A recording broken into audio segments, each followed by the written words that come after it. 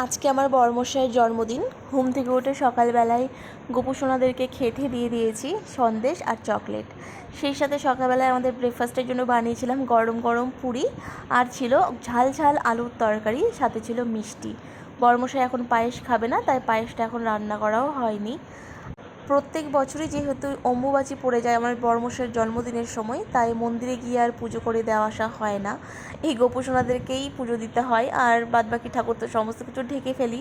তো চলো দুপুরে কী কী মেনু হয়েছে সেটাই তোমাদেরকে দেখিয়ে দিই। পটল চিংড়ি ডাল চাটনি, এদিকে রয়েছে 5 রকমের ভাজা, তার মধ্যে মিষ্টি কুমড়ো পাট ভাজা, বেগুন ভাজা, গাজর ভাজা, পেঁপে ভাজা, আলু ভাজা আর মাছ ভাজা, সঙ্গে ছিল ঝিঙে দিয়ে চিংড়ি, স্যালাড, ভাত, আর শেষ পাতে ছিল আইসক্রিমও। তোমরা সবাই আমার বড়মশাইকে উইশ করো যাতে সে হাতে পায়ে সুস্থ থাকে, সবল থাকে এবং খুব ভালো থাকে।